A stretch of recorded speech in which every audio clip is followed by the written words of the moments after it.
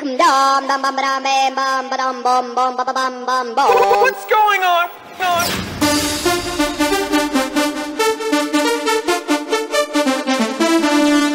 Ding, ding.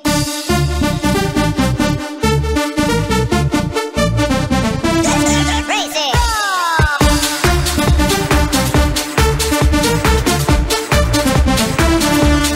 Ding, ding.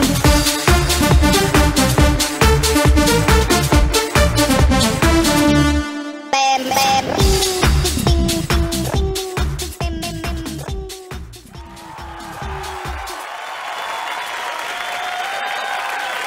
When you fold it up, oh, oh, and if you fold it up, Samina, mina, sangalewa, cause this is Africa. Samina, mina, waka, waka, Samina, mina, sangalewa, anawa, Samina, mina, waka, waka, Samina, mina, sangalewa, it's time for Africa.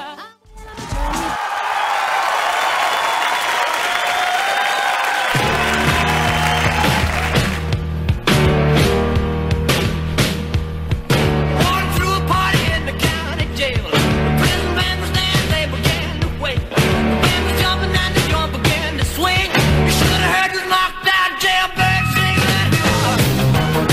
Everybody let it rock. Everybody in home sing a rock. Just dance to the jail rock. Baby, let me be your love teddy bear. Put you shaking around and leave me anywhere. Let me let it go. Oh, teddy bear.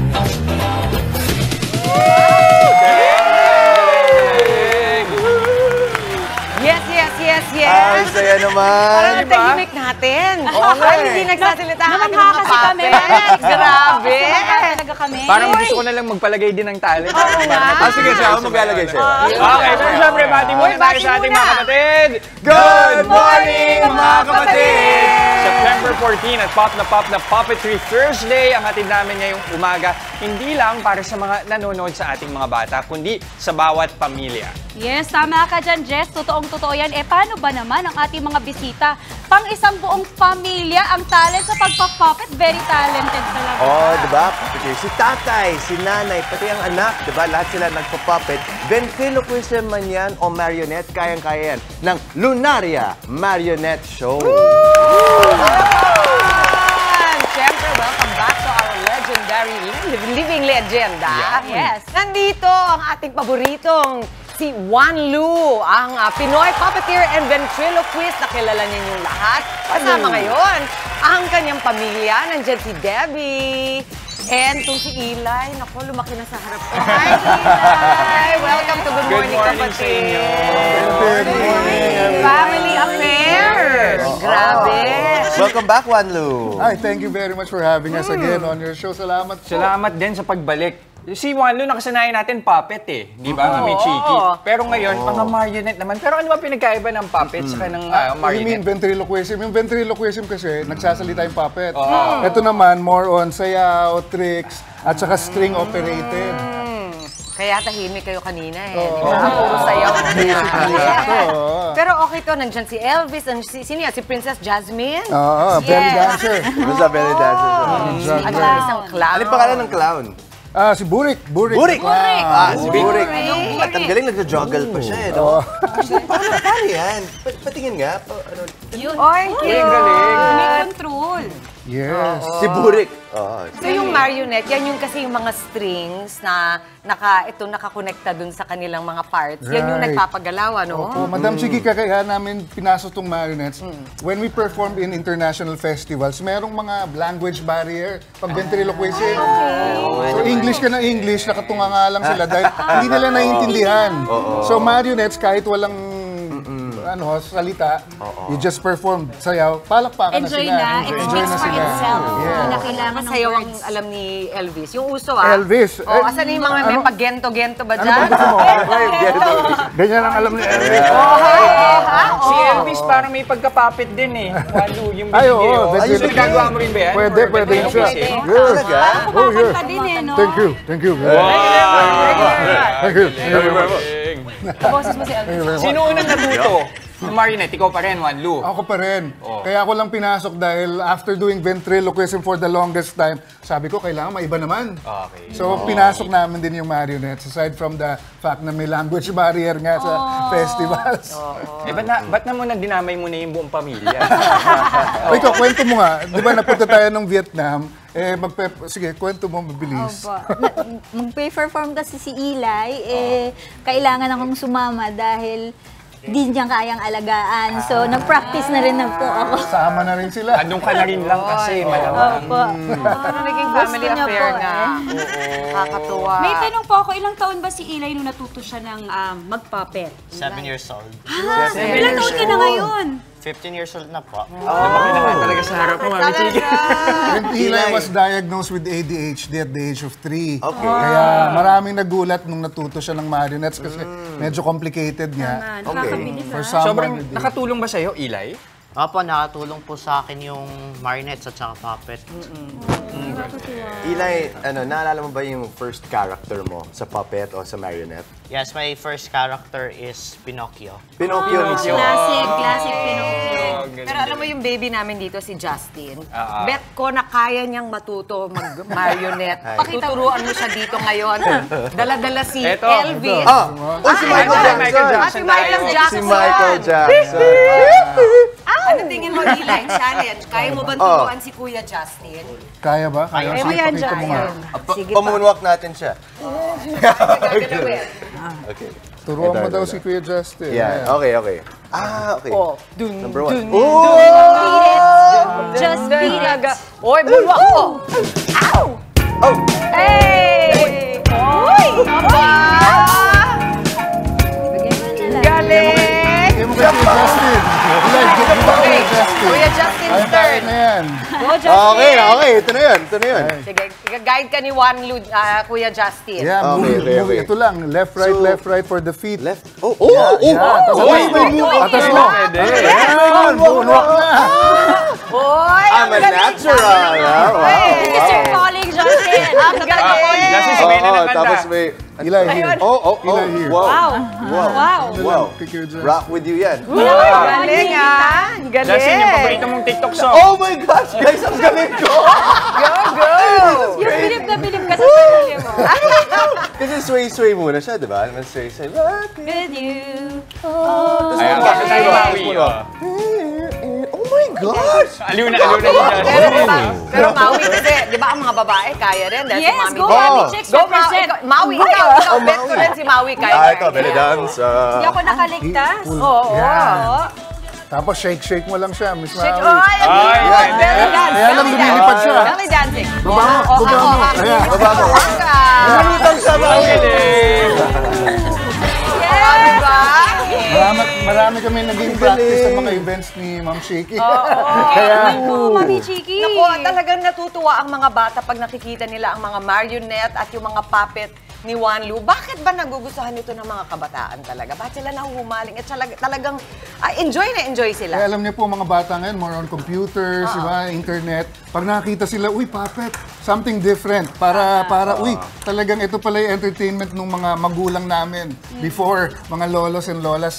They find it quite interesting naman talaga. Hindi talaga naluluma eh. Na-entertain din sila. Sa mga gustong pasukin din ito, ano mga dapat nilang tandaan? Ayan.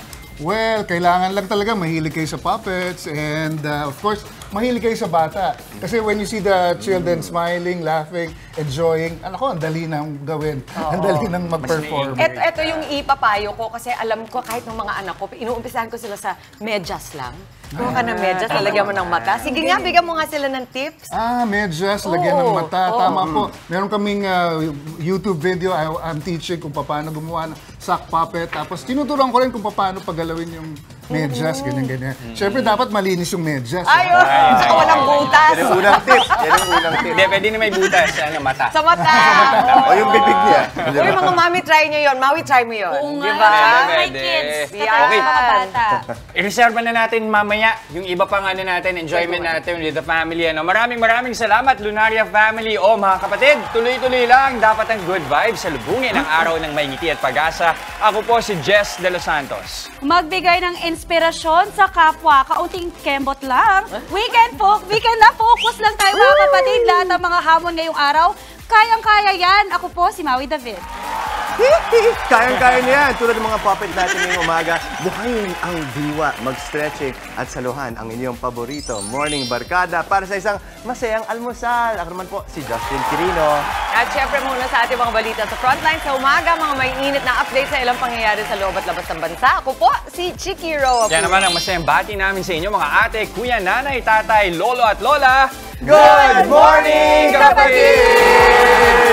Okay, nagsimula na tayo sa ating mga puppet at marionette. Siyempre, may iba pa tayong inihain para sa kanila. Tama Simulan ka natin, dyan, Justin. Jess. Mamaya, makipagkulitan ang puppetry bonding pa tayo sa Pamilya Lunaria, ang kanilang naging family business ng pagpa-puppet at marionette show. Ibibida natin.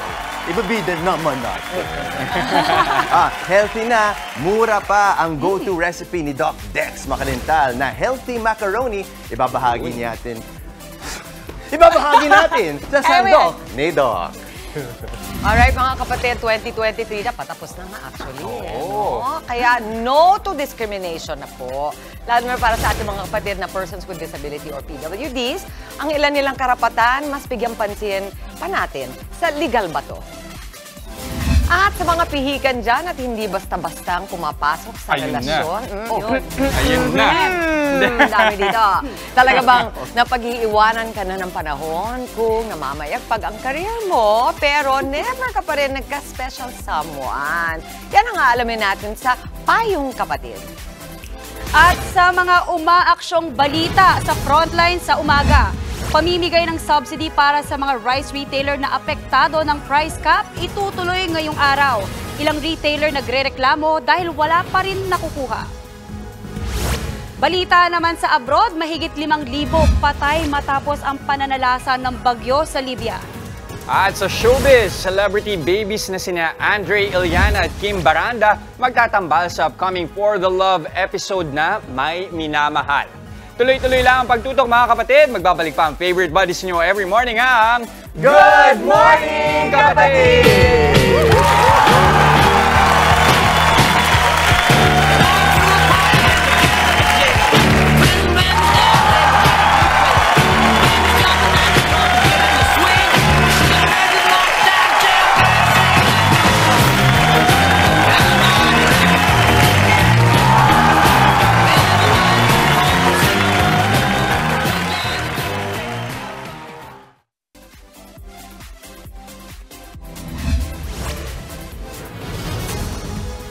Narito na mga maaksyong balita ngayong araw, ihahatid namin mula mismo sa Frontline sa umaga. Sa gitna ng krisis sa supply at presyo, Pilipinas numero 1 importer na ng bigas sa buong mundo. Presyo ng siling labuyo umabot na sa nakakaiyak na 700 pesos ang kada kilo. Ibang gulay may hanggang 60 pesos din na taas presyo. Pansamantalang taas singil sa pamasahe sa mga jeep, posible raw ipatupad bago matapos ang taon. Suntukan ng 2 lalaki sa Maynila na uwi sa saksakan. Construction worker na nang hablot ng cellphone ng isang estudyante. Sinugod ng galit na ina ng biktima. May cellphone ka naman sa motor mo! May cellphone ka sa motor mo! Bakit nagkakablog ka pa? Gilas Pilipinas, hirap pa rin sa ensayo, mahigit 1 linggo bago sumabak sa Asian Games. At celebrity babies na sina Andre Iliana at Kim Baranda, bibida sa bagong episode ng For the Love.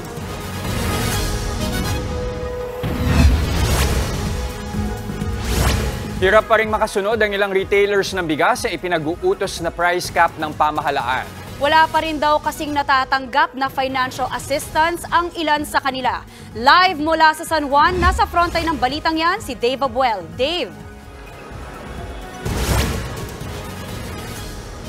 Jester, Maui, ilang rice retailers dito sa San Juan City ang hindi pa nakakatanggap ng financial assistance. Hiling nila sa gobyerno na kung maaari ay makuha na nila ito agad dahil malaki na rin ang lugi ng kanilang pwesto.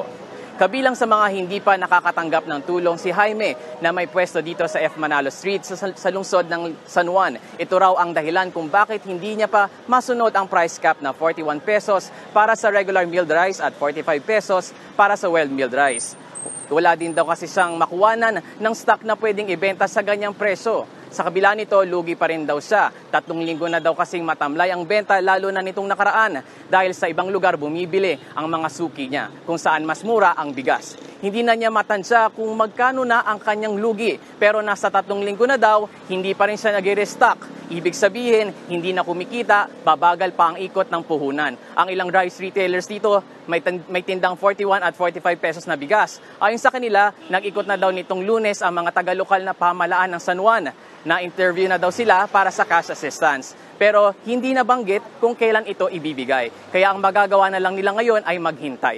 Jester, Maui, sa tala ng DSWD, 24 na rice retailers dito sa San Juan ang nabigyan na ng ayuda, habang 24 pa ang nag-aantay pa sa tulong pinansal. Target ng ahensya na mabigyan ng cash assistance ang mga rice retailers hanggang September 29. Jess, Maui. Maraming salamat, Dave Abuel. Naungusan na ng Pilipinas ang China bilang numero 1 importer ng bigas sa buong mundo. Ayon sa US Department of Agriculture, posibleng umabot sa 3.8 million metric tons ng bigas ang aangkantin ng Pilipinas ngayong taon hanggang sa 2024. Mas malaki yan kumpara sa 3.5 million metric tons ng projected imports ng China. Hindi na nagulat ang Federation of Free Farmers sa dami ng bigas na kailangang iangkat. Hindi na kasi makasabay ang local production sa demand. Aminado naman ang Pangulo na hindi madaling tugunan ang problema sa bigas. Pero pagtitiyak niya, may nakalatag ng plano ang gobyerno para pataasin ang local na produksyon at hindi na lang umasa sa importasyon. The pandemic showed us that this was not a wise choice to have made. And so we have continued to develop our agricultural sector. And the aspiration, once again, is that we are able to provide sufficient supply of food at prices that people can afford. Pumapalo na sa nakakaiyak na 710 pesos ang kada kilo ng siling labuyo sa Metro Manila. Maging ibang gulay may taas presyong hanggang 60 pesos. Live mula sa Barangka Market, nasa frontline na balitang yan si Ian Suyu. Ian, ano ng presyohan dyan ngayon?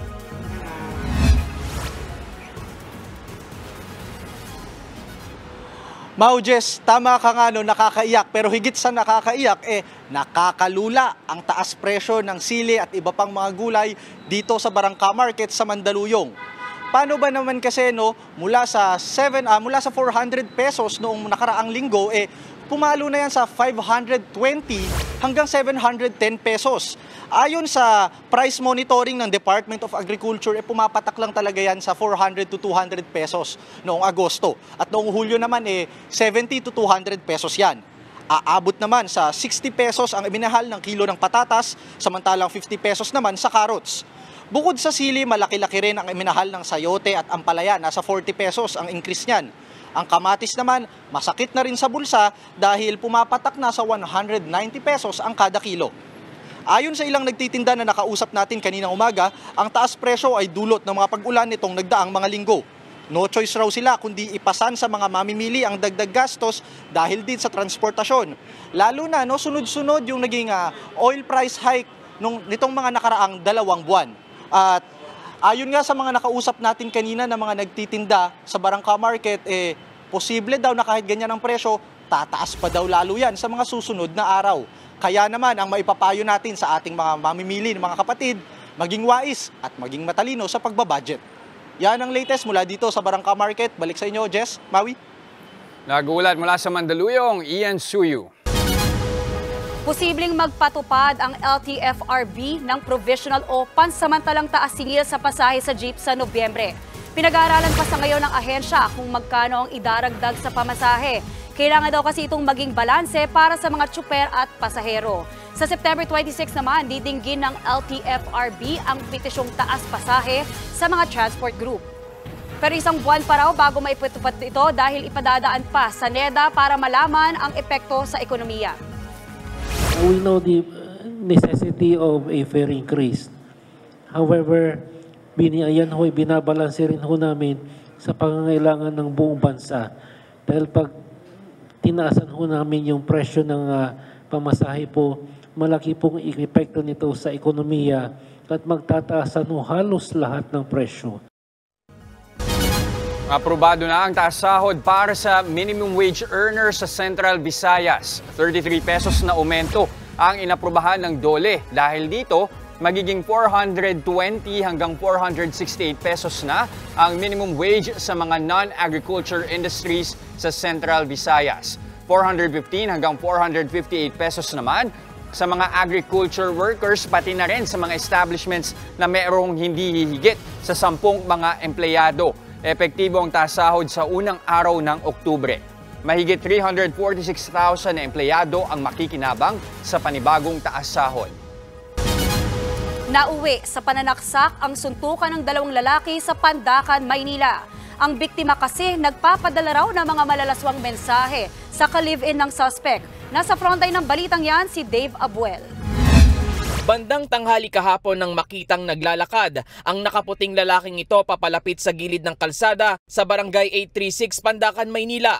Bigla na lang niyang sinuntok ang lalaking naka-orange na t-shirt. Nagpatuloy ang kanilang suntukan hanggang napahiga ang lalaking nakaputi. Dito na siya sinuntok ng kanyang kaaway sa ulo. Hindi na nahagip sa CCTV ang sumunod na eksena, pero nauwi pala sa saksakan ng insidente. Sugatan ng biktima na si Daryl Tisado. Inaresto naman ang isa pang lalaki sa video na kinilalang si Phil Joseph Dean. Kwento ni Dean, nagsimula daw ang alitan nila nang magpadala ng malalaswang mensahe si Tisado sa kanyang live-in partner. Tila sinasadya rin daw siyang inisin ni Tisado. Kada magiinom sila sa tapat ng bahay namin, magsasound sila ng malakas, tapos magkukwentuhan sila ng malakas na ako yung pinag-uusapan nila. Ngayon po, call center po ako, minsan nag-work from home po ako sa bahay. Napapagalitan ng TL ko, tsaka minsan hindi ko marinig yung mga customer. Nakuha mula kay Dean ang bread knife na ginamit niya sa pananaksak. Wala daw siyang intensyon na patayin si Tisado. Dinepensahan lang daw niya ang sarili. Kung nakita ko po siya sa tindahan ng Isawan. Tapos pagkalingon niya po sa akin, tumatawa siya. Sinuntok ko agad siya. Tapos nagkasuntuan kami, nagkakabulan kami sa iskinita. Tapos may mga tumulong na kaibigan niya na sinusuntok ako. Doon na po binunot yung bread knife. Ayon naman sa barangay, may dati ng gulong kinasangkutan ng suspect. Mayroon ng record po nung parang September po, 2022. May dalang itak ng habol ng mga itak dito. Mayroon record dito sa barangay po. Nakalabas na ng ospital si Tisado pero hindi na nagpa-unlock ng panayam. Na-inquest naman nakahapon si Dean na mahaharap sa reklamang frustrated homicide. Nagbabalita mula sa frontline, Dave Abuel, News 5. Imas rehas naman ang isang construction worker matapos manghablot ng cellphone sa Quezon City. Nasa frontline ng balitang yan si Ian Suyu. May cellphone ka naman sa motor mo. May cellphone ka sa motor mo. Bakit nagpapablog ka pa? Hindi napigilang komprontahin ng mag-inang ito ang construction worker na si Michael Degras matapos manghablot ng cellphone ng kanyang anak sa Fairview, Quezon City.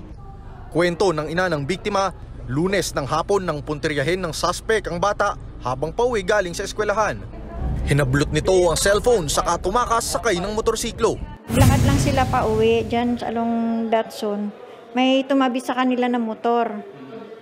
Tapos biglang hinablot yung cellphone ng anak ko. Naawa man ako dahil iyak siya ng iyak. Dahil siyempre hindi niya naman akalain na ganyan sa ganyang edad niya. Nahablutan siya. Swerte namang may nagmagandang loob na motorista at nakunan ng plaka ang motorsiklo ng suspect. Sa tulong nito, agad nakilala at natunto ng suspect. Sa ginawang follow-up operation ng Fairview Police, nasa kote agad si Degras. Pero muntik pa raw siyang manlaban sa mga pulis. Siya ay naramdaman niya na pulis yung kausap niya. Meron siyang bubunutin, so agad naman siyang nilapitan ng ating isang pulis na naka-uniforme. At yun nga, inaresto na po siya rito dahil positively identified naman po siya. Nakuha sa suspect ang isang revolver na kargado ng mga bala, pati ang motor na ginamit nito sa pagnanakaw. Pero hindi na na-recover ang cellphone na nagkakahalaga ng 20,000 pesos. Ayon sa suspect, nabenta niya na raw ito. Kasi dala ng pangangailangan, hilo ako nung mga oras na wala akong maisip na ibang paraan, kaya siguro nagawa ko yun. Mahaharap si De Gras sa magkapatong na reklamong robbery at paglabag sa Comprehensive Law on Firearms and Ammunition in relation to Omnibus Election Code. Nananawagan din ng PNP sa iba pang posibleng na biktima ng suspect na lumapit sa kanila para magsampa ng reklamo. Nagbabalita mula sa Frontline, Ian Suyu, News 5. 3 araw mula nang magsimulang mag-ensayo ang Gilas Pilipinas para sa Asian Games, marami pa ring adjustments na kailangang gawin ang team. Galing yan mismo kay head coach Tim Cohn. Medyo lito pa raw ang players ngayon sa mga gustong style at plays ni coach. Gipit din sa oras ang Gilas dahil may mahigit 1 linggo na lang sila para mag-training. Pero panatag si Coach Cohn na gaganda pa ang laro ng koponan bago magpunta ng China para sa ASEAN sa September 26. Umangat naman ng 5 pwesto ang Gilas Pilipinas Women's Team sa pinakabagong FIBA World Rankings. Nasa pang-37 pwesto na ang koponan sa mundo matapos ang magandang performance nila sa 2023 FIBA Women's Asia Cup, kung saan tinalo nila sa unang pagkakataon ang Chinese Taipei sa group stage. Dahil sa panalong yan, napanatili ng Pilipinas ang pwesto nito sa Division A. Umangat din sila sa pang-7 pwesto sa Asia, sa likod lang ng China, Australia, Japan, Korea, New Zealand at Chinese Taipei.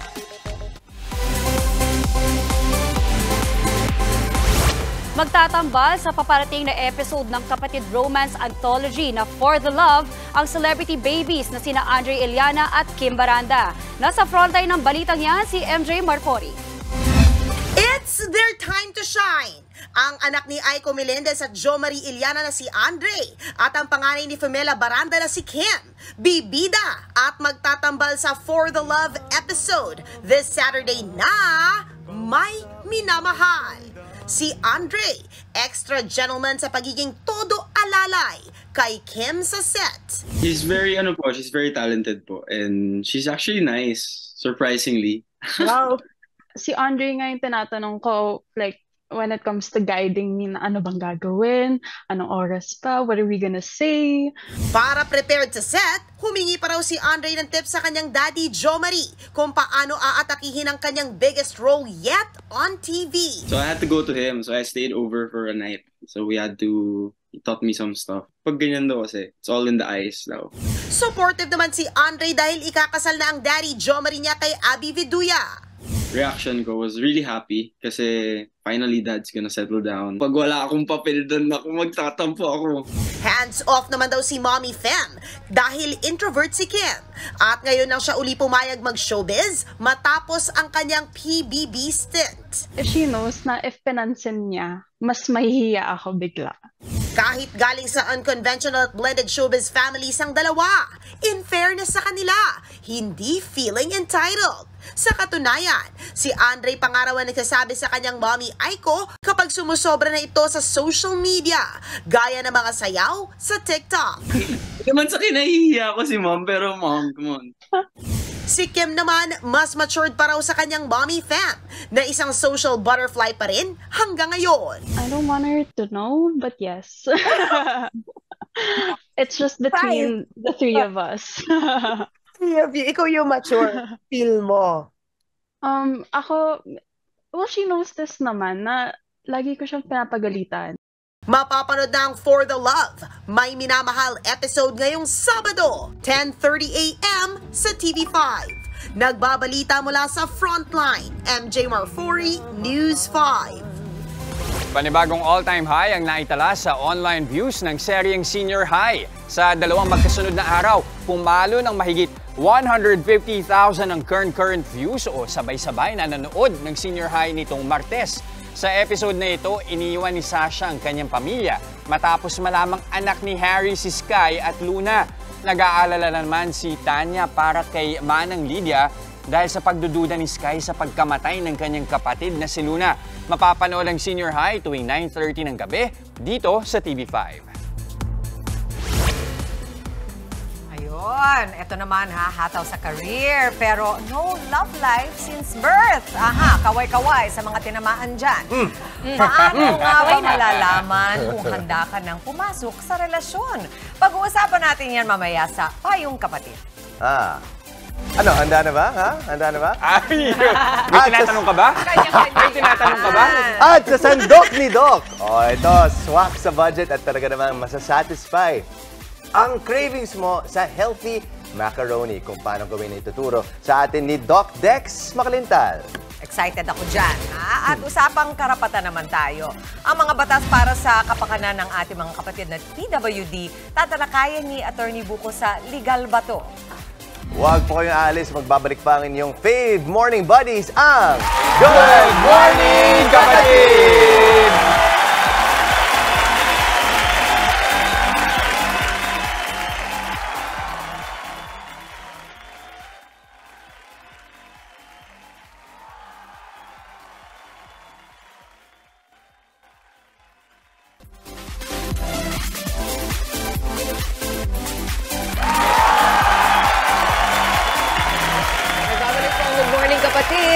Karapatan for all, kahit na nga sa ating mga kapatid na may kapansanan. Ano man ang kanilang kalagayan, hindi natin sila dapat binabaliwala. Kasi di ba minsan yung mga PWD, hindi mo naman makikita yung kapansanan. Tama. Walang physical manifestation, di ba? Correct. Dahil sino man ang lumabag, may kalalagyan. Ayon yan kay Attorney Buko na ang Legal ba to?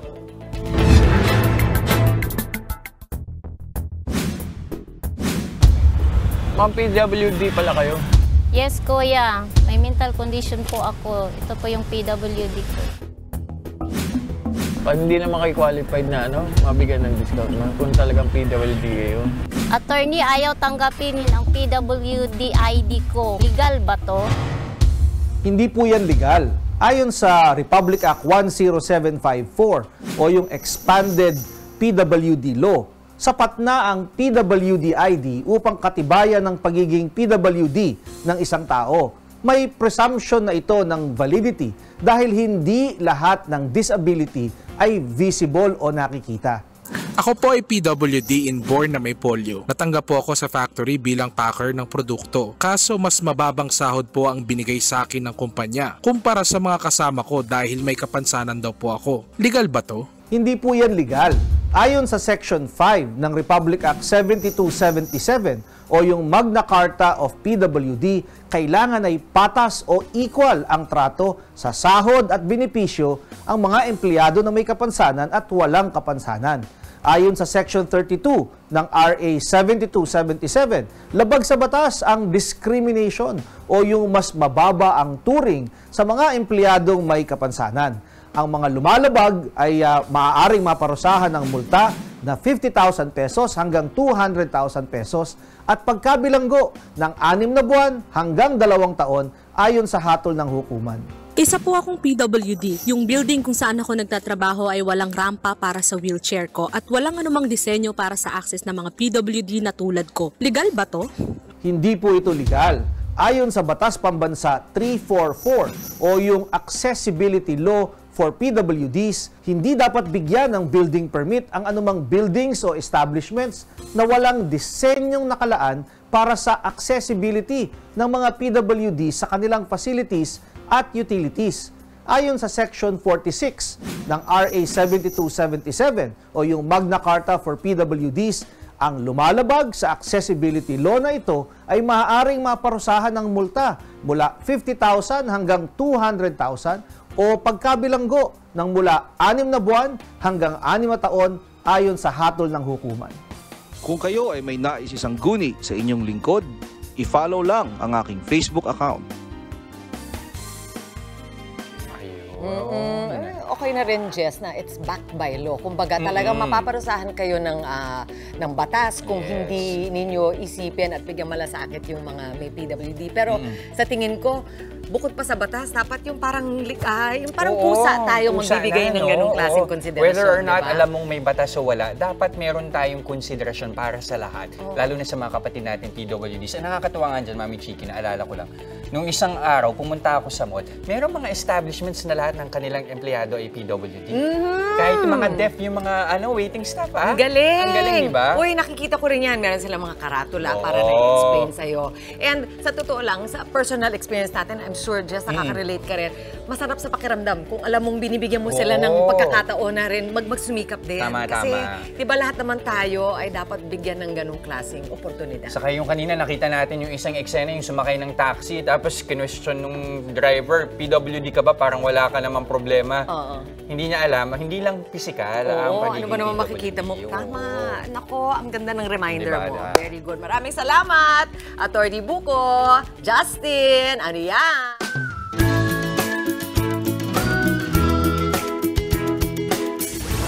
Sa mga nagkikrave dyan sa macaroni pero nag-aalala kung kaya ba itong gawing healthy. Aba, kayang-kaya ni Doc Dex, ang ating resident expert. Tama ka dyan. Alamin natin ang step-by-step tutorial sa paggawa ng healthy macaroni kasama si Doc Dex Bakalintal sa Sandok ni Doc. Ayan, good morning mga kapatid. Good morning. Simple lang naman gagawin natin. Gagawa lang tayo ng macaroni salad para makita pa rin para mapakita natin sa ating mga kapatid na una, simple siyang gawin at saka po pwede siyang gawing healthier. So itong ating macaroni, yung macaroni pasta natin. So pinaboil lang natin yan. Tapos nagpaboil lang din tayo ng chicken.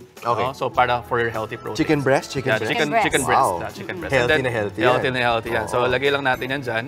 And then meron din tayo ditong for added antioxidants natin. So nandito ng ating pinya. Yan, masarap yan. So pineapples natin. Pag Crushed wala yan, pineapples. hindi ganun ka yung macaroni. Yung lasa, nawawala yung tangy taste. Yes, and then yung ating carrots naman for your beta-carotene at saka vitamin A. Pampalinaw ng mata. Pampalinaw ng mata. Para makakita ka ng love life. Wow! Sino yung kailangan niya? Sino mo kailangan?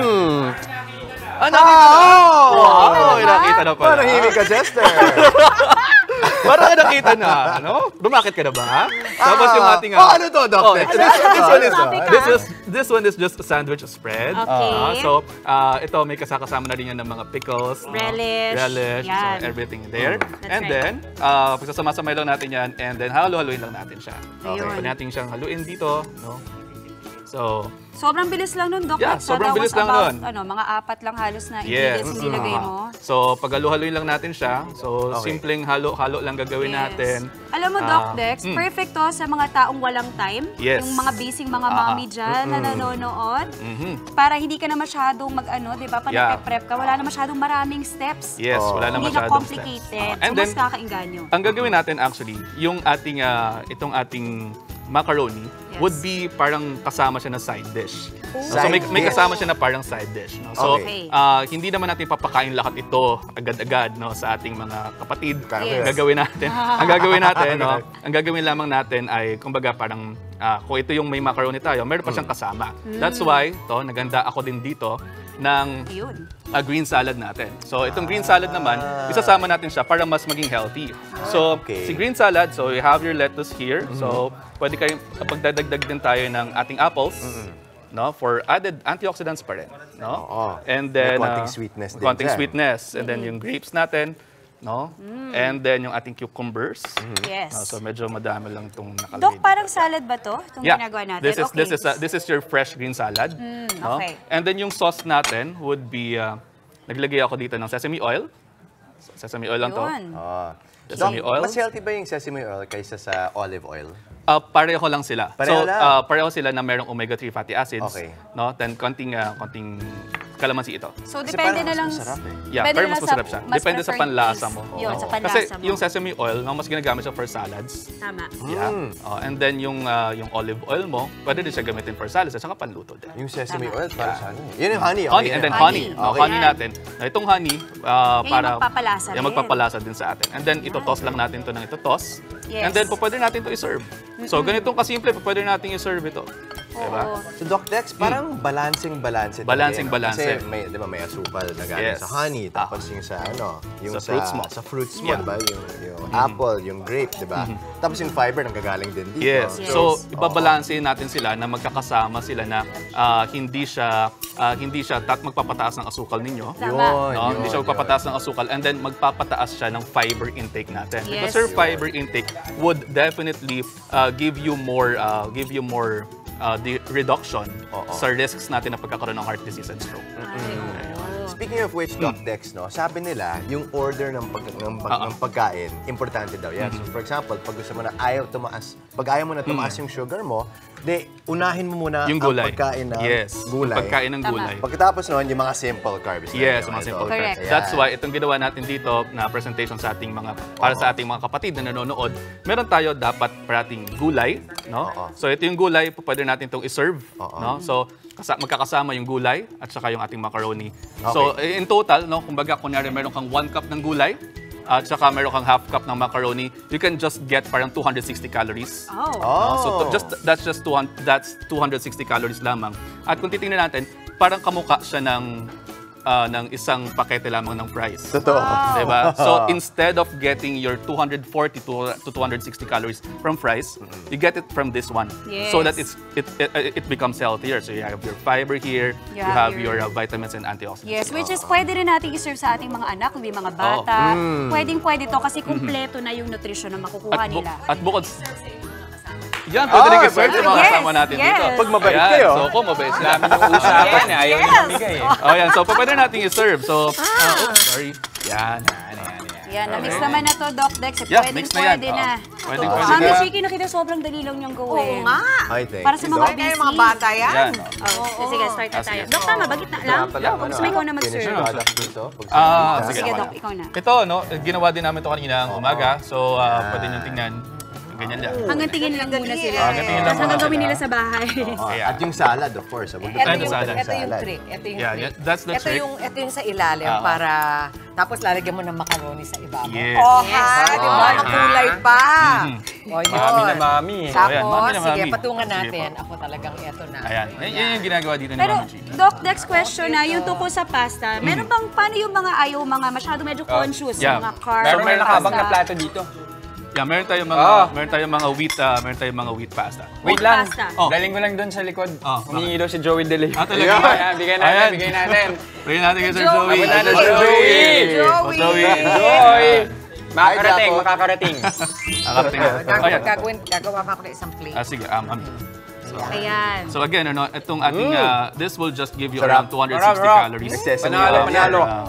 Ay, thank you, Mami. Yan. Pwede na ako kumain. Kasi minsan iba pag yung sa macaroni, inisip natin yung sobrang asim. Ito, sakto lang yung pagka-asim niya. Perfect, ano? Para sa merienda ngayong umaga. Kasi, malapit na bago kayo magtanghalian, kung gutom na kayo, maganda ito, di ba? Thank you, ha? Ito na. Makakarating kay Sir Joey. Ito, makakarating kay Sir Joey. Marami-rami po. Ito ba? Sir Joey, ito. Sir Joey, sa inyo po yung pinakabago at pinaka-fresh na Thank you naman at nanonood kayo sa amin everyday. Maimbitahan nga kayo makisayaw sa amin. Oo nga. Kami time. Nang gento ba yan, Mami Chiki? Sir Joey, oh my gosh, ang sarap ng sesame oil dito. Ayan. Wow. Marami-rami pa. Okay po. Sige, pwede na yung isang bandehado. Meron pa dito bandehado. Ba't hindi na lang ito yung ibigay? Ba't hindi na lang ito? Ito na lang kayo. Ito na. Talaga naman. Bring it. Mas idagdag nyo na rin po. Ako, galing talaga. Nagbabawas din kami ng weight magpapasko na kasi. Yes, Okay, sure. Ayan, kain na. Gusto ko sana kumain Here. Ayan, thank you, Doc. Masarap ba? Manalo. Masarap ba? Pwede. Pwede na mag-asawa? Ito. Ang sarap. Thank you, Doc Dex, for always coming. Of course. Maraming salamat sa iyo, ha? Maraming salamat, Doc Dex. Doc's pa-take out. Doc pa-take out. Ayan. Narito na ang ilang balitang dapat abangan. Panindigan mo yan. So, umaga. Ito. Ano na, Comelec. Maghihigpit tungkol sa premature campaigning ngayong barangay at SK elections. Alright. Okay, Bulacan Governor Daniel Fernando maayos na raw ang lagay matapos sumama ang pakiramdam sa isang event. At isang American news outlet, may job opening sa mga gustong maging Taylor Swift reporter. Parang gusto ko yan. Huwag kayong aalis at magbabalik pa ang inyong paboritong morning buddies, ang Good Morning, Kapatid!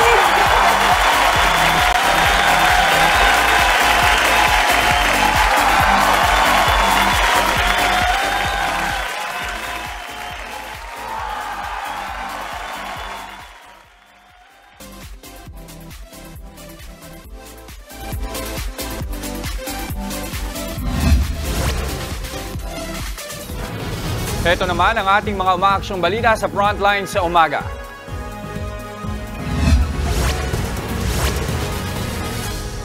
Tuloy ang pamamahagi ng cash assistance para sa mga rice retailer na apektado ng price cap sa bigas.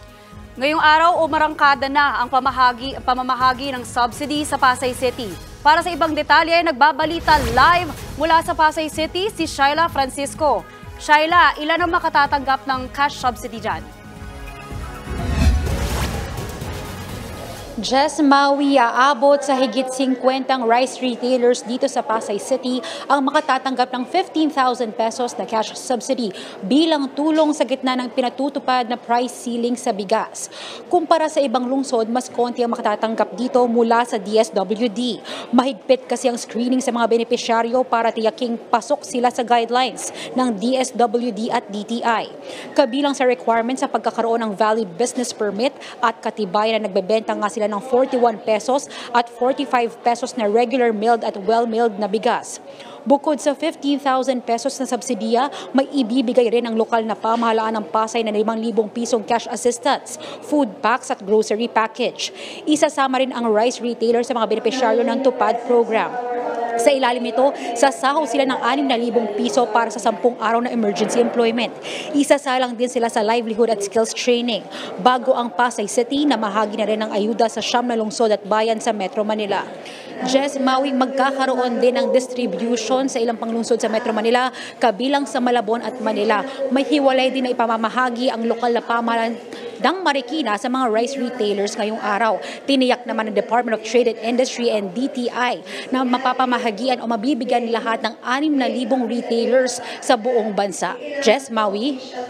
Okay, Shaila. Tapat na yun, 50, hindi na yan madadagdagan. Saka bakit naman may paghihigpit? At isa pa, yung isa sa kondisyon, kailangan patunayan yung binibenta nilang bigas ay nasa mga 40 pesos. Paano nila patutunayan yun? Jess, may nag-iikot kasi na DSWD at DTI sa mga palengke at sa mga rice retailers para tiyakin kung nagbebenta. So doon pa lang, binavalidate na sila para malaman kung nagbebenta. Importante yan kasi kasama talaga yan doon sa listahan ng mga guidelines na inilabas ng DSWD at DTI bago sila nagpamahagi ng ayuda. Kasi yung 15,000 pesos essentially para punan yung mga lugi na nakuha ng mga rice retailers dahil nagbenta sila ng palugi ng mga regular milled at well-milled rice. Jess? Okay, maraming salamat, Shaila Francisco. Umakyat sa halos 300 ang pinagpapaliwanag ng COMELEC sa mga posibleng paglabag sa election rules. Isa na riyan ang maagang pangangampanya kahit hindi pa naman campaign period para sa barangay at sangguniang kabataan elections. Nasa frontline ng balitang yan si Mon Gualvez.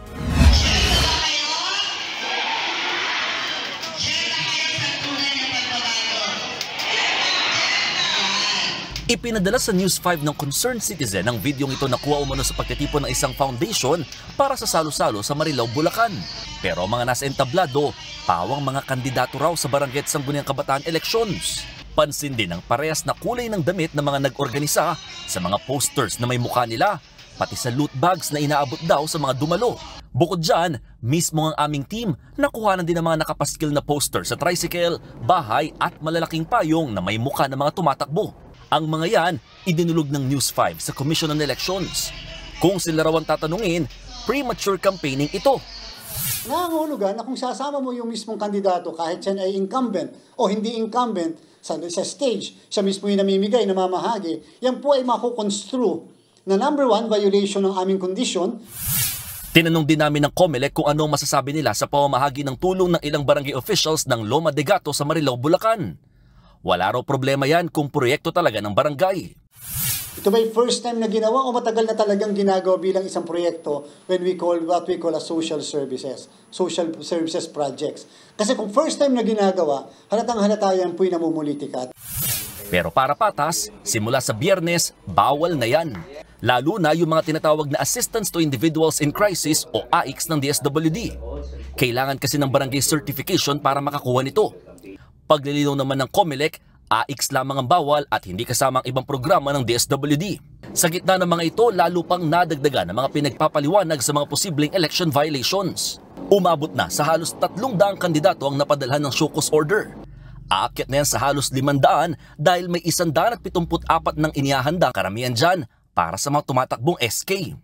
Kaya nga tayo may SK, hindi ba, para turuan na maging tunay at maayos na leader sa kinabukasan. Paano mo aasahan ng isang SK na bata pa lang nagbabiolate na ng law?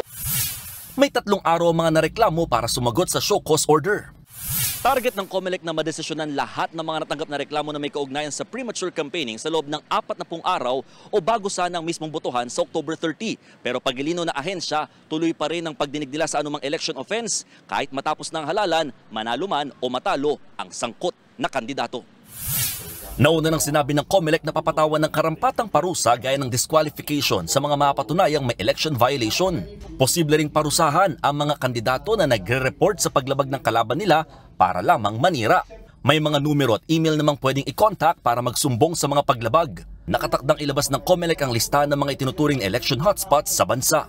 Nagbabalita mula sa Frontline, Mon Gualvez, News 5. Kinuwestiyon ng ilang mambabatas ang napakalaking gastos ng Philippine Charity Sweepstakes Office o PCSO sa advertising. Sa budget hearing sa Kamara, lumalabas na 340 million pesos na ang nagastos ng ahensya sa advertising ngayong 2023. Mahigit 3,000% ang itinaas nito mula sa 19 million pesos na ginastos ng ahensya nitong nakaraang taon, bagay na kinuwestiyon ni Congresswoman Stella Kimbo. Pero naninindigan naman ang PCSO na malaki ang naitutulong ng advertising expenses.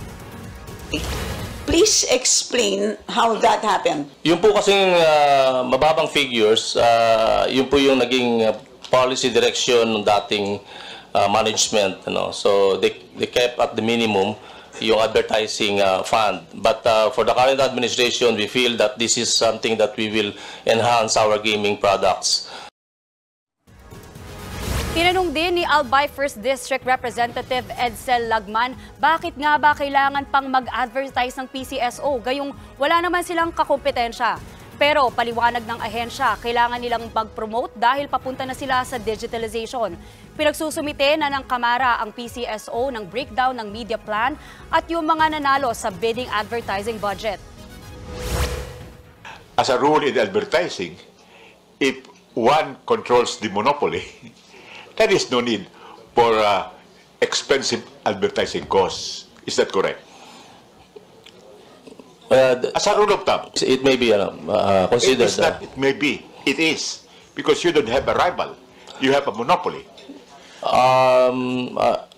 We submit, again, with due respect, Madam Chair, even other government agencies which have a monopoly resort to advertising.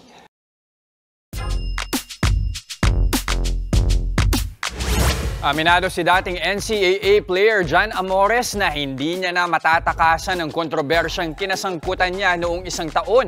Matatandaan siya ang ugat ng rambulan sa pagitan ng JRU Heavy Bombers at College of St. Benilde noong Nobyembre. Pero ngayon, isa na siya sa higit 100 nais magpa-draft sa PBA ngayong taon. Giit ni Amores, focus niya ang makapasok sa PBA. Wala na rin daw siyang magagawa kung anong iisipin ng mga tao tungkol sa kanya. Pero pinagsisihan niya raw ang pangyayari. Gaganapin sa Taguig ang draft sa September 17.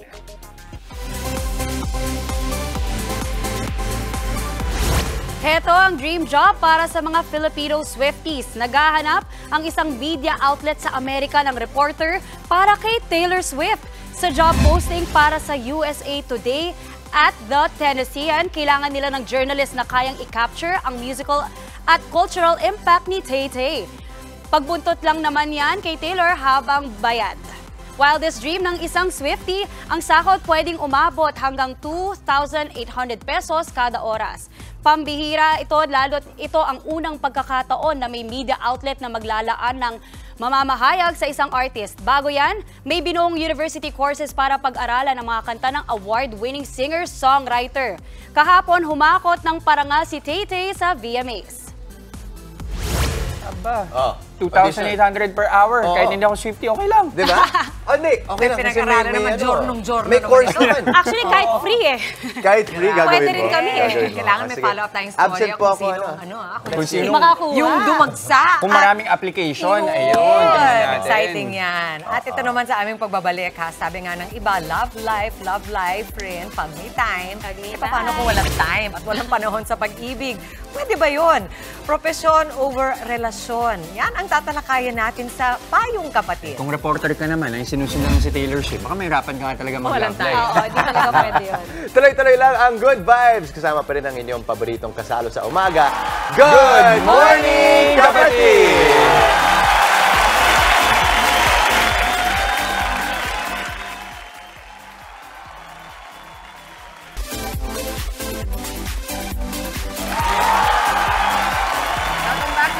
Kapatid, naalala nyo ba nung una kayong ma-in love, nung teenager kayo? I'm sure gusto nyo marinig ang sagot ng aking mga kasama dito. Mauna ka na, Jess? Ako talaga na una? Jess! Chair naman dyan. Para wala na tayo masyadong mag-edit. Teenager, teenager. May kasama pa yung minsan peer pressure. Halimbawa, di ba? May kasama, may factor din yung na peer pressure. Okay. Kailangan makisabay makisabay kasi nung kaibigan mo, nagkakaroon na ng girlfriend eh. So paano yung tipo? Pare, sinong crush mo? May crush ka naman talaga ngayon. Maano ka na rin. Sige na. Okay. Parang aaksyonan mo na rin. Gets. Siyempre si Maui, tingin ko, lahat talaga habulin Lapitin to. yan. Lapitin. Hindi naman po, Mami Chicks. Pero I do remember being, yung akala mo yung crush dati, akala mo love na yun. Yun na! Diba? Yung akala mo bata ka, parang hindi, ito na siya na talaga. Yung pala, it's just really in passing, it's just really parang puppy love lang. Alright. Pero alam niyo ba, may ilang mga kapatid tayo na talagang pinipili muna ang pag-aaral o career bago ang pag-ibig. Paano mo nga ba malalaman kung handa ka nang pumasok sa relasyon? Ito ang ating pag-uusapan sa Payong Kapatid.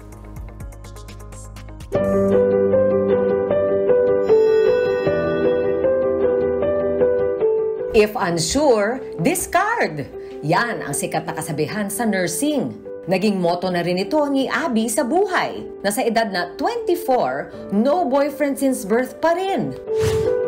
Magdadalawang taon na siyang nagsisilbi sa isang ospital sa Quezon City. Sa ngayon, wala raw oras si Abby sa ibang bagay bukod sa trabaho. Ang routine kasi namin sa ER, first endorsement ng patients. Tapos, check namin yun isa-isa yung patients kung ano yung itsura nila nung pagka-receive namin. We make sure sa ER na stable si patient bago siya iakyat sa ward. Bukod sa pisikal na pagod, kailangan din ni Abby na panatiling matibay ang kanyang emosyon. Ang work ko po kasi ay nasa emergency room po ako, so we cater to critical, non-critical patients. Medyo mahirap na biglang kala mo okay yung mga patients mo, tapos biglang all of a sudden bigla sila mag-critical. Dapat lagi kang handa. So I guess meron ka dapat emotional readiness when facing patients. Malalim ang hugot ni Abby kung bakit ganito katindi ang dedikasyon niya sa trabaho. Strikto ang kanyang mga magulang, kaya naman mula elementarya hanggang kolehiyo, tutok si Nurse Abby sa pag-aaral. Naging aktibo rin siya sa iba't ibang school organizations, kaya't hindi talaga nagkaroon ng time na lumove life. Na-overwhelmed na rin ako sa studies ko. I don't consider myself talaga intelligent So I wanna work hard to pass. Siguro po mas prioritize ko kasi talaga before yung education ko. Kasi for me, medyo mahirap mag-balance. Bukod sa pagiging nurse, pinaglalaanan din ni Abby ng oras ang kanyang interes sa pag-arte. Kapag walang duty, ume-extra muna siya. Meron talaga akong passion for arts, at least singing. Tapos I like acting on stage. Na-expose na ako sa parang theaters nung high school. So ngayon, ina-explore ko po yung mga freelance sa side pag may extra time ako.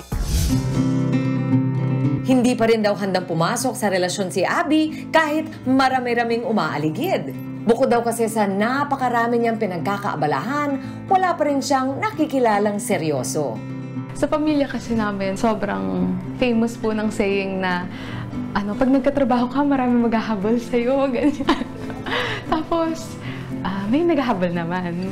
Pero ako naman yung may problema kasi marami akong ginagawa. Sa ngayon ay masayang-masaya si Abby sa kanyang desisyon na unahing paunlarin ang sarili bago makipagrelasyon. I kind of like my independence. I like my freedom din. And I want to meet someone who wouldn't restrict me with the things I'm doing. Kasi nga, may responsibilities ako with my family kasi panganay. Tapos I'm working din. Ayoko rin kasi magkaroon ng person na parang depending on me. Hindi naman daw dapat minamadali ang pag-ibig. Darating ito kung darating. Pero habang wala pa, sarili muna natin ang asikasuhin. Grabe ang ingay dito. Ang daming mga sinabi ng mga kasama ko. Pero pag-uusapan pa natin ang hot topic na yan, ha? Kasama natin ngayon si Anton Reyes, Behavioral and Relationship Coach. Good morning sa'yo, Anton. Good morning. Dito lang kami, makikinig lang kami. Sakto. lang kami dito. Narinig naman natin yung storya ni Abby, Yeah. Tatanong ko sa'yo, sa iyong pag-aaral, posible ba talagang ipagsabay ang professional life and ang love life? Is it possible for somebody with lofty goals? Ito, maabilidad. Maraming ambisyon si Abby. Well, that's a good question kasi madaming tao na may ambisyon talaga. And hindi naman masama to focus on your career. But it doesn't mean na kapag nagpo-focus ka sa career mo, you have to sacrifice yung area ng relationship. Kasi pwede naman na while you're focusing on your career, you can actually build yung mga character traits, skills that are needed sa relationship. For example, commitment, discipline, being financially stable, emotionally stable, security. Lahat yon pwede mong gawin while working and it carries over to relationships. Ang naririnig ko sa'yo, hindi siya mutually exclusive. Yes. Kumbaga, pwede pang ma-feed nung isang area ng buhay mo, yung isa, di ba? Pero parang yung kay Abby, naging choice niya kasi merong nananaig talaga na grabe ang requirements, halimbawa ng nursing. Paano kung ganun ang nangyayari, yung dinidikta talaga ng iyong profesyon, nabigyan mo siya ng paglaanan mo ng talagang maraming oras? Yeah, may mga profesyon talaga na kailangan pagbuhusan mo talaga ng oras, yung pag-aaral mo doon, and yung responsibilities that come with it. Pero, yun nga, it's up to the person na as you do that, hindi ka lang dapat trabaho. You have to find some sort of balance, not only sa relationships, but yung personal growth mo. Kasi as long as you're growing while working, then you're improving also as a person, and it makes you better when it comes to the time na you choose na to enter a relationship. Ang ganda niyan, yung personal growth. Kasi kayo rin ang makakaalam, mga kapatid, kung ano yung needs nyo. Kasi kasi parte din yan ng pangangailangan ng tao, yung social needs. Yes. Baka talagang feeling lonely na kayo at hindi ninyo, dine-deny ninyo dahil sinasabi nyo nga, career. Kailangan din pakikinggan din ninyo kung ano yung sinasabi ng sinasaloob ninyo, diba? And people have to be honest. Kailangan honest tayo sa sarili natin. Kasi baka sinasabi mo career lang, pero yung totoo, takot ka pala sa relasyon. Ayun. Doon na tayo papunta. Itong sinasabi niyong takot, Anton, no? Yung, kasi meron din niyang kinalaman sa kinalakihan mo, di ba? Sometimes, sinasabi nga nila, hindi man sa traumatic, pero hindi nawawala sa utak mo or naririnig mo yung boses ng mga kamag-anak mo, di ba? Oy, career muna, wala mo ng panahon sa mga lalaki. O, paano yung gano'n? And so, syempre, nakaka-apekto yung mga expectations ng family, relatives, and yung society naman ngayon kasi is more accepting ng mga kunwari, medyo tumatanda ka na, wala ka pang relasyon. Dati kasi talagang parang ilang taon ka na, 20 plus ka na, wala ka pa ring boyfriend, wala kang girlfriend, wala ka pang asawa. Ngayon, yung society is more accepting. So, yung kaya makikita maraming mga young adults, teenagers going to young adults na ang kanilang yung priorities nila, yung una talaga nila yung work. But again, yun nga, it has to be a choice na coming from you. In fact, yung sinasabi nyo, yung mas accepting ang mga tao. May, talaga nag-i-improve na tayo doon, pero gawin din yan ng mga Pilipino. Alam mo yung mga tita dyan, di ba? Bakit wala ka pang asawa? Tanong ko nga si Justin, nakaka-pressure ba yan sa isang tao kapag lagi kang tinatanong? Kaka-pressure talaga. Hindi. Talk about it para alam din namin. Yung para, yung mga ibang mga na ano naman, talagang nanunood, nagbamasin, at meron din namang malasakit sa inyo. Should we be asking questions na gano'n? Sagot ko lang sa mga ganyan is, in God's perfect time. Career mo na parang ganyan, di ba? Oo, so ito nga sa ating mga, yung mga nagmamahal sa mga taong, single pa rin, isipin nyo rin na kung minsan mahirap din kapag nandun yung pressure.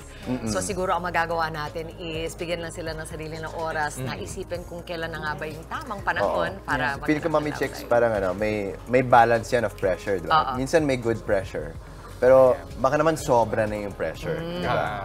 May dadagdag ka, Jess? Hindi, tama si Justin. Ang galing ni Justin!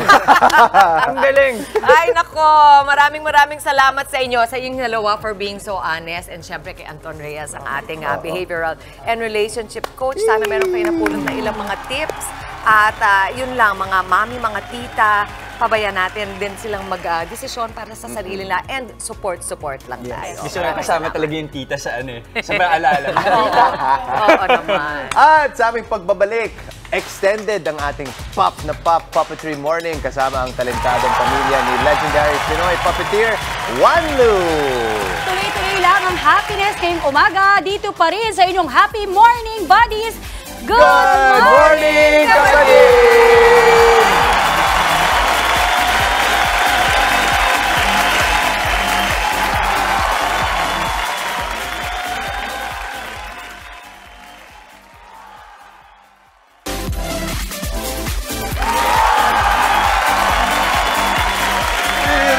Welcome back sa Good Morning, kapatid! Ayan makakasama muli natin sina Wanlu, Debbie at Eli Lunaria ng Lunaria Marionette Show. Good morning sa inyo mga kapatid. Welcome back. Oo, syempre excited sila, gusto malaman if they want na makita nila ito sa kanilang mga party o sa mga live events nila, saan kayo pwede makontak? Opo, Wanlu and his Puppets, Facebook, TikTok, YouTube, and Instagram. Hanap lang po, Wanlu and his Puppets. Ayun. At syempre si Eli, nakaedad ng inyong mga anak ay nagpa-puppet na. Ano ba yung latest na napanalunan mo, Eli? Nanalo po ako sa Vietnam at saka sa Thailand at saka sa Malaysia. Congratulations! Naku, si Debbie, talagang proud na proud mommy. Uy, maraming salamat sa inyo, ha? And good luck. Salamat po. Oo, you're coming, yung inyong next event. Yeah, October, nasa Malaysia po kami for the Sarawak Kiddie Festival. And November, God willing, nasa Thailand kami, Ma'am Shiki, and we need sponsorship kasi ang NCCA, kinulang kami ng oras for the application ng grant. So we need your help, mga kababayan. Thailand in November. Mangyayari yan. I-claim na natin yan. Claim na natin. Alright. Maraming salamat ulit sa pagbisita, Eli, Debbie at Wanlu Lunaria ng Lunaria Marionette Show. Sobrang napasaya inyo kami. And that's it para sa ating Pop na Pop Puppetry Thursday. Isang makabuluhang umaga na naihatid ng inyong paboritong morning barkada kasama ang mga puppets. Yes, sana nag-enjoy kayo sa aming pakulo this morning. Kita-kits pa rin po tayo bukas. Gawing habit ang pagtutok sa amin every morning para siksik ang araw ninyo sa saya at impormasyon. Mga mainit na balita at nakaka-inspire na mga kwento. Yan at marami pang iba. Kasama ng inyong fave morning barkada. Ito ang Good Morning, kapatid!